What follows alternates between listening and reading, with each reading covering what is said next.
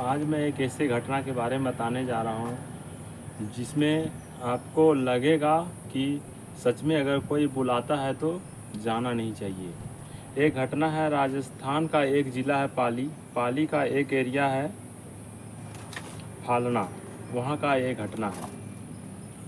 एक बेहद खूबसूरत लड़की जिसकी उम्र करीब 25 साल की होती है। उस लड़की को शुरू से ही इतना था कि वो बेइंतहा पैसा कमाना चाहती थी। उसके मम्मी, लड़की के जो मम्मी पापा था उसमें स्टेशन मास्टर थी उसके पापा, उसकी मम्मी शिक्षिका थी, उसकी दादाजी थे जो वो प्रोफेसर थे। मतलब जितने घर में फैमिली थे सब कुछ न कुछ कहीं गवर्नमेंट के इथी में थे। तो उस लड़की को भी पढ़ाने के लिए बाहर में रखा। तो उस लड़की ने सोचा कि मैं इतना पैसा कमाऊं कि जब तक कि महंगी चीज़ें हमको सस्ती ना लगे। तो उस उसकी चलते उस लड़की ने एक ऐसा रास्ता अपनाया जिसमें आप सोच भी नहीं सकते। उस लड़की ने सबसे पहले एक सोशल मीडिया में एक साइट बनाया। साइट में उस लड़की की बेहद खूबसूरत तस्वीर पोस्ट करती थी। मतलब उसके बाद उस लड़की ने एक नंबर देती थी। उस नंबर के थ्रू कोई भी लड़का कॉल करता था और वीडियो कॉल में बात करती थी और वीडियो कॉल में पैसा वसूलता था और वो अपने प्राइवेट चीज़ें दिखाती थी। तो इसमें उसका पैसा मन नहीं भरा, तो उसने एक ऐसा रास्ता अपनाया जिसमें किसी की जान तक चली गई। उस लड़की ने वैसा किया तब तक ठीक था। उसके बाद उस लड़की ने एक ऐसे लड़के से दोस्ती होता है सोशल मीडिया के थ्रू। वो लड़का वहीं का रहने वाला होता है, उसके घर से करीब 5 किलोमीटर दूर। वो लड़का एक प्राइवेट जॉब करता था और ख़ुद को बिजनेसमैन बताता था। बढ़िया लंबी चौड़ी हट्ठा कट्ठा लड़का था और वो उसका बढ़िया फ्लैट के सामने जाके फ़ोटो खिंचवाता, बढ़िया कार के सामने फ़ोटो खिंचवाता और ऐसे ही वो पोस्ट करता। तो उस लड़की को लगा था कि ये बिजनेसमैन है, इससे कुछ पैसा वसूला जाए।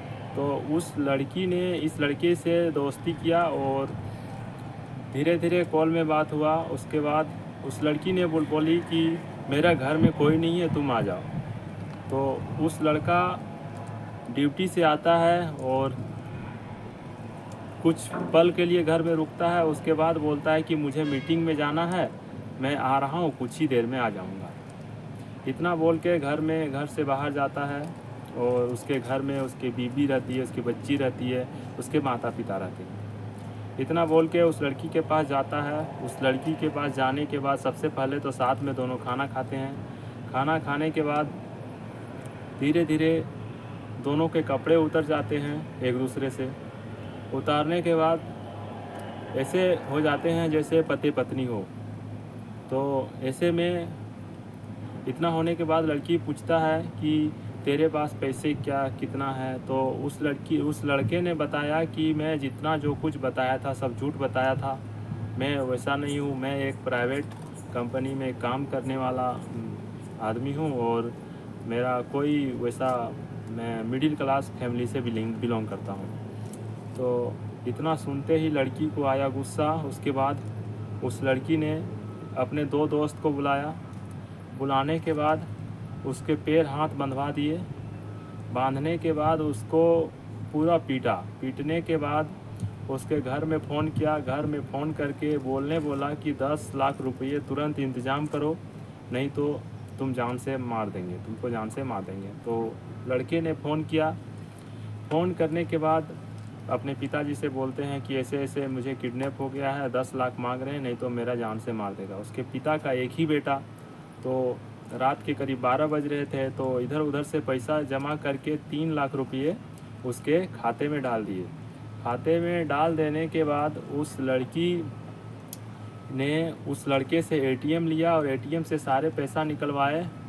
उसके बाद उस लड़के से जितना जो कुछ था सारा सब कुछ ले लिया और उसको छोड़ा तो नहीं, क्योंकि अगर छोड़ देता, लड़की का कहना था अगर छोड़ देते तो मेरा काला करतूत लोगों के सामने आता और मैं बदनाम हो जाती। इसीलिए उस लड़की ने उसको छोड़ा नहीं और उसको जान से मरवा दिया। मारने में जो 2 दोस्त बुलाया था उसका नाम था लक्ष्य वालिया और दीक्षांत कामरा, और जो लड़का आया था उस लड़की के साथ संबंध बनाने के लिए, उस लड़का का नाम था दुष्यंत शर्मा।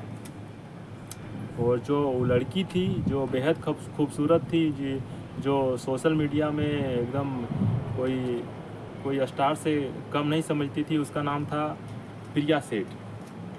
तो दोनों लड़कों ने मिल के उसका सबसे पहले तो गला दबाया। गला दबाने के बाद भी नहीं हुआ तो तकिए से उसके फेस को मतलब दबाने का कोशिश किया जिससे सांस रुक जाए और मर जाए। तो वो भी नहीं हुआ तो उसने क्या किया, किचन से जा कर के चाकू लाया और चाकू से लगातार 11 वार किया इसके फेस पे, जिसके कारण वो मौत हो गया। मौत हो जाने के बाद इधर उसको एक बैग में डाल के उधर ठिकाने लगाने के लिए इधर एक नदी है पास में ही, उस नदी के पास में जाके फेंक दिया। पास में फेंक दिया। उधर इसके दुष्यंत शर्मा के पिताजी जो थे वो परेशान हो रहे थे क्योंकि पैसा भी भेज दिए, अब तो आ जाना चाहिए था। सुबह हो गया तब भी नहीं आया।